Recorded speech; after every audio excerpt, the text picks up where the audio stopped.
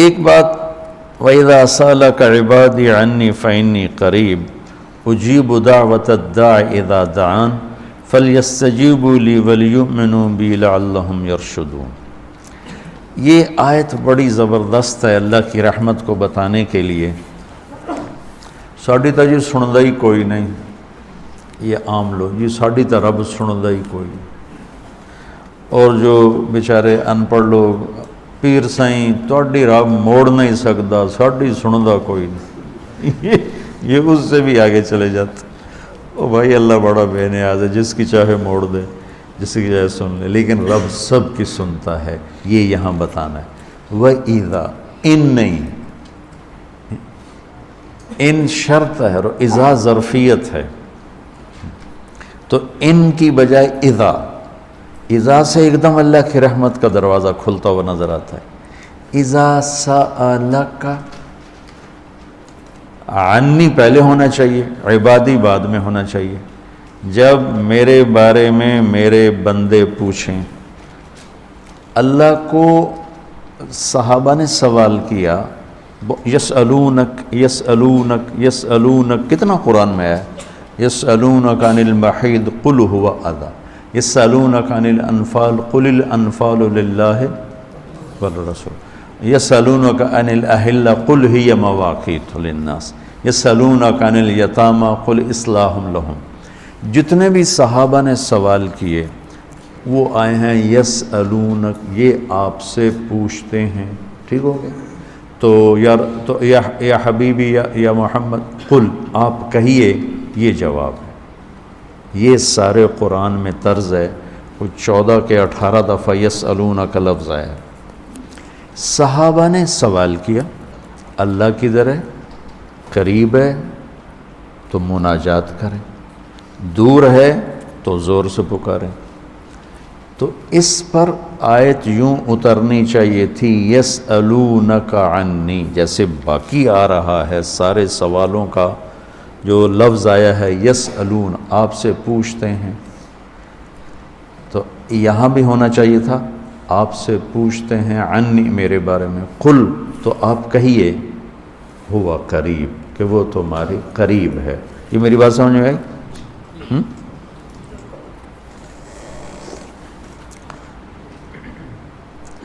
یہاں اللہ تعالیٰ نے وَإِذَا سَأَلَكَ، یسألون کا مطلب ہے کہ ابھی یہ جواب ہے، بعد میں بدل سکتا ہے۔ یسألونک عن کذا قل ہوا، تو یسألونک اور قل ہوا میں حتمی نہیں ہے، ابھی یہ بات ہے، کل کو بدل بھی سکتی ہے۔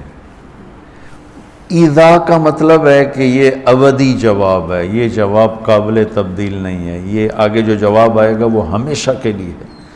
اب سنو، وَإِذَا سَأَلَكَ عبادی عنی، اپنے آپ کو بعد میں ذکر کیا اور اپنے بندوں کو پہلے ذکر کیا۔ اذا سألک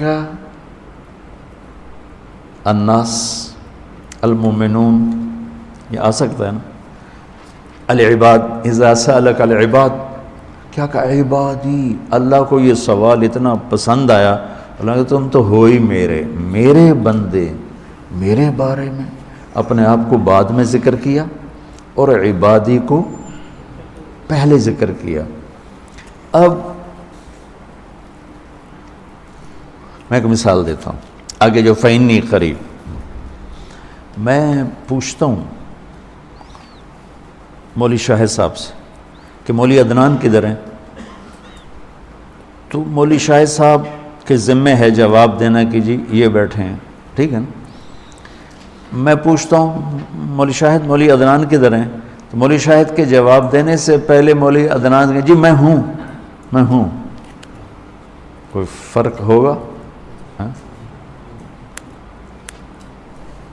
مجھے سمجھ میں نہیں آ رہا، شیخ رمزی واضح کرے تو کرے، مجھے سمجھ میں نہیں آ رہا کہ میں اس کو واضح کیسے کروں کہ اللہ کے نبی سے صحابہ پوچھ رہے ہیں رب کے بارے میں بتائیں، تو اللہ تعالیٰ اس کو یوں لا کر کہتا ہے کہ یہ آپ سے میرے بارے میں پوچھیں تو میرے نبی آپ ہٹ جائیں، میں جواب دیتا ہوں، میں ہوں، تمہارے ساتھ ہوں، تمہارے پاس ہوں، شہرک سے زیادہ قریب ہوں، تمہارے ساتھ ہوں۔ تو کیسے کہتے ہو کہ میں تمہاری سنتا نہیں؟ اجیب دعوتاً، دعوت الدع، دعا دعا بار بار پکارنا، اور دعوتاً ایک دفعہ پکارنا۔ اللہ اس آیت میں کہہ رہا ہے کہ جو زندگی میں جس نے مجھے کبھی ایک دفعہ بھی پکارا ہو، میں اس کی دعا پر بھی لبیک کہتا ہوں۔ یہ نہیں کہ میں نہیں میں سنتا ہوں، تم سنانے والے بنو۔ ہم تو مائل بکرم ہیں، کوئی سائل ہی نہیں، راہ دکھلائیں کسے راہ رو منزل ہی نہیں۔ کوئی مانگنے والے تو بنو۔ اور میں قربان جاؤں، اس نے مانگنے کے لیے تقوی نہیں مانگا۔ کتنی عجیب بات۔ اللہ کو پتہ ہے ہر آدمی تو تقوی والا نہیں ہو سکتا، نہیں، اور ہر آدمی علامہ بھی نہیں ہو سکتا، تہجد گزار بھی نہیں ہو سکتا ہے، نمازی بھی نہیں ہو سکتا ہے۔ ایک کام ہر آدمی کر سکتا، اللہ نے وہ لگا دیا۔ مسلمان ہونا بھی نہیں لگایا، مسلمان ہونا بھی، ہندوؤں کو کوئی اور رب دے گا، ان کو تو اللہ ہی دے گا۔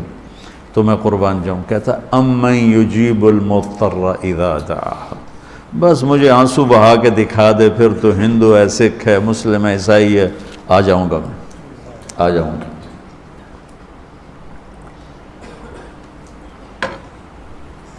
سب کی سنتا ہے۔ اجیب الدعوت الداع، ایک دفعہ بھی جو زندگی میں پکارتا ہے نا، اذا دعان، جب جس وقت اس کی زبان سے یا اللہ نکلے گا، میں لبیک کہتا ہوا ہوں۔ تو اس آیت میں بڑی تسلی اللہ نے دی ہے، بڑی تسلی دی ہے کہ اللہ کو پکارو، اللہ سے، صرف اللہ سے مانگو، صرف اللہ سے مانگو۔ وَإِذَا سَأَلْتَ فَاسْأَلِ اللَّهِ وَإِذَا اسْتَعَنْتَ فَاسْتَعِنْ بِاللَّهِ، مخلوق سے مت مانگو، پکارنا ہے تو صرف اللہ کو پکارو۔ اللہ نے خوبصورت مثال دی، ان الذین تدعون من دون اللہ لن یخلقوا ذبابا۔ اللہ تعالیٰ فرماتا ہے مجھے چھوڑ کر میرے بنائے ہوئے بندوں سے مانگتے ہو، ان سے کہو ایک مکھی بنا کے دکھا دے۔ اگر یہ ایک مکھی بنا کے دکھا دیں تو میں نے چھاڑ دے نہ تو کل مانگ لوے۔ ارے یہ مکھی کی ایک ٹانگ نہیں بنا سکتا، تو تم ان سے کیوں مانگتے ہو؟ ان سے مانگو، اس سے مانگو جس نے انہیں بنایا۔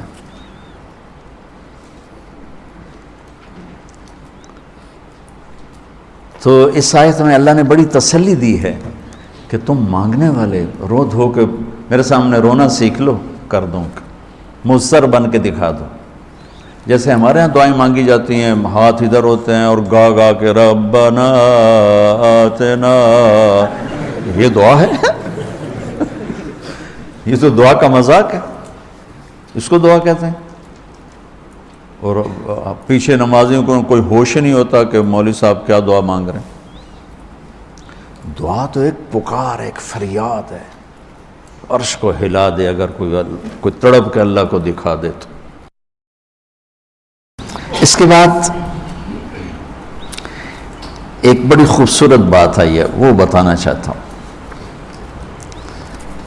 احل لکم لیلۃ الصیام الرفث الی نسائکم ہن لباس لکم وانتم لباس لہن، بس یہ بتانا ہے۔ اتنی بڑی خیر کا ہے، اتنی بڑی سبحان اللہ۔